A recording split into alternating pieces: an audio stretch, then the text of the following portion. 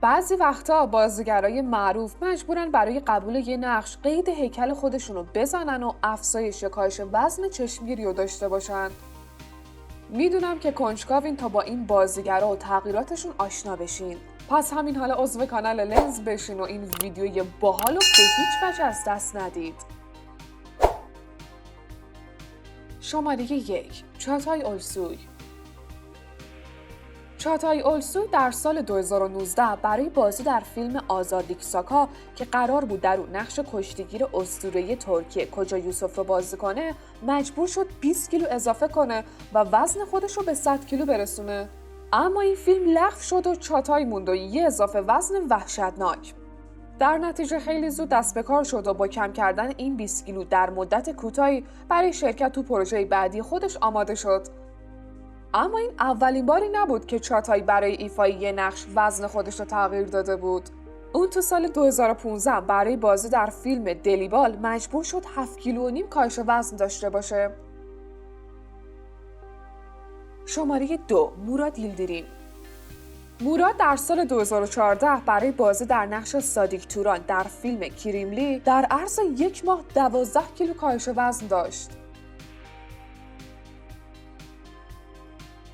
شماره 3. هالیت ارگنج.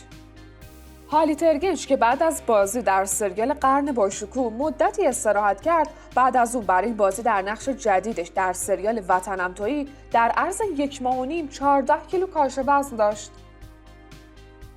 شماره 4. الچین آفاجان. الچین آفاجان تو سال 2019 برای بازی تو سریال حکایت یه خانواده 20 کیلو افزایش وزن داشت و جالبه که طرفداراش از این اضافه وزنش نه تنها شکایت نکردن بلکه گفتن اونو اینجوری بیشتر دوست دارن. شماره 5. گوبس اوزای. گوبسه یکی از اون خانمای بازیگریه که چند باری برای نقشاش افزایش و کاهش وزن چشمگیری داشته و باید بگم که این افزایش و کاهش وزنای سریع واسه اون دردسرایی رو هم به همراه داشته تا جایی که اون مجبور شد چند ماهی رو تحت درمان قرار بگیره. گوبسه برای اولین بار تو سال 2014 برای بازی تو فیلم سینمایی دلیها 15 کیلو افزایش وزن داشت و بعد از اونم برای بازی تو فیلم سینمایی خواهر شوهر 21 کیلو وزن کم کرد، طوری که همه با دیدن ظاهر جدید اون تو این فیلم از تعجب شاخ درآوردن. اما طرفداراش هنوز از شوک این کاهش وزنش در نیامده بودن که دوباره گوبسه مجبور شد برای فیلم دلیهای 2 در عرض 2 ماه 23 کیلو وزن اضافه کنه.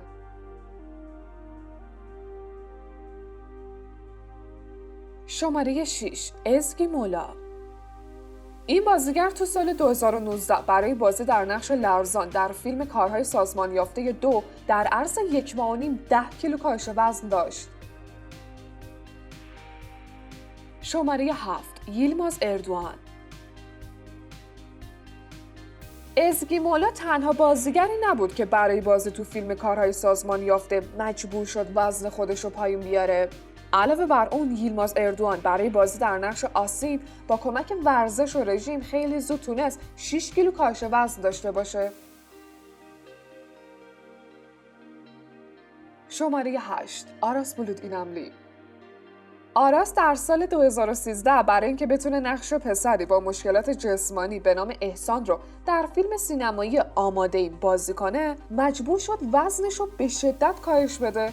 اون به خاطر نقشش توی این فیلم در عرض یک ماه 9 کیلو کم کرد و بعد از این کاهش وزن سریع دیگه اثری از اون آراس عضله‌ای و خوش‌تیپ نبود. شماره 9. بوراک اوزچیویت. بوراک اوزچیویت هم مثل بعضی از بازیگرای معروف دیگه برای اینکه برای نقش آماده بشه هر چالشی رو به جون میخره.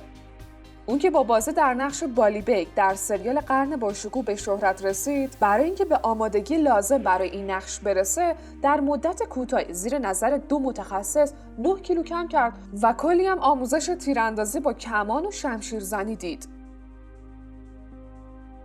برای دیدن ادامه این ویدیو روی دکمه عضویت کانال لنز بزنید و در ادامه با ما همراه باشید. شماره 10. بیرجا آکالای. این بازیگر تو سال 2015 برای اینکه در سریال متأهل و عصبانی بتونه نقش پلیسی به اسم اسرا رو بازی کنه، زیر نظر یه متخصص تغذیه 8 کیلو کم کرد. شماره 11 سارپ لوندولو. این بازیگر تو سال 2016 برای بازی تو فیلم دیوانه جنگلی انتخاب شد. اون تو این فیلم نقش بوکسوری رو به عهده داشت که قهرمان اروپا بود. در نتیجه اون برای آماده شدن برای ایفای این نقش مجبور شد عین یه بوکسور حرفه‌ای تمرین کنه و در طی این تمرینات هم 15 کیلو کاهش وزن داشت. شماره 12 نورگل یشیلچای. نورگل برای بازی در فیلم شب مقداری به وزن خودش اضافه کرده بود. بعد از اون برای ایفای نقش گلسره در سریال از هم پاشیده مجبور شد 9 کیلو کاهش وزن داشته باشه.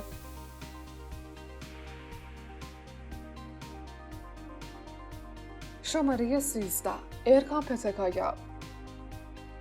در سریال از هم پاشیده علاوه بر نورگل یشیلچای، همبازی اون ارکان پتکایا برای جان بخشیدن به شخصیت جهان مجبور شد 9 کیلو وزن از دست بده. شماره 14 کیوانچ تاتریتو. کیوانچ برای 2 تا پروژه مختلف اما پشت سر هم 20 کیلو کاهش وزن داشت.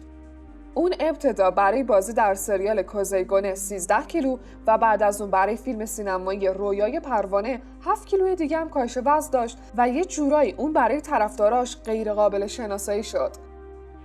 به گفته کیوانچ اون با انجام ورزش با سرعت خیلی زیاد تونسته بود به این مقدار کاهش وزن برسه. شماره 15 مرت فیراد. این بازیگر هم مثل کیوانچ تاتریتو برای بازی در فیلم رویای پروانه مجبور به کاهش وزن زیادی شد. مرت با رژیم گرفتن در عرض 4 ماه 17 کیلو کاهش وزن داشت. شماره 16 فرح زینب عبدالله. انگار بازیگرایی که برای فیلم رویای پروانه مجبور به کاهش وزن شدن تمومی ندارن. نفر بعدی کسی نیست جز فرح زینب عبدالله که مجبور شد 8 کیلو کاهش وزن داشته باشه تا بتونه نقش کسی رو بازی کنه که در اثر بیماری سل میمیره. شماره 17 یشیم جرنبوزولو. این بازیگر برای بازی در نقش نوران در سریال این زندگی منه در عرض 2 ماه و نیم 20 کیلو اضافه کرد تا برای ایفای نقش این شخصیت آماده بشه. اون در مورد افزایش وزنش برای این نقش گفت من به بازیگری بیشتر از زیبایی اهمیت میدم. شماره 18 تولگان سایشمان. تولگاهان که با بازی در سریال عمر گل لاله به شهرت رسید، بعد از اون برای بازی در فیلم تبعید انتخاب شد. تولگاهان برای بازی توی این فیلم در کمتر از 1 ماه و نیم 10 کیلو از وزن خودش رو کم کرد. شماره 19 هاندرچل. این بازیگر که با بازی در سریال دختران آفتاب به شهرت رسید، برای انتخابش به عنوان بازیگر نقش سلین در این سریال باید 5 کیلو وزن کم می‌کرد.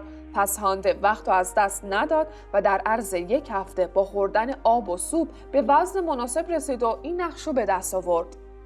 خب بگیم ببینم نظرتون راجع به این ویدیو چیه؟ شما دیگه چه بازیگرایی رو میشناسین که برای نقششون مجبور شدن تغییر وزن زیادی رو داشته باشن؟ اسم اونا رو برای ما بنویسید و این ویدیو رو لایک کنید و عضویت در کانال لنز رو هم فراموش نکنید.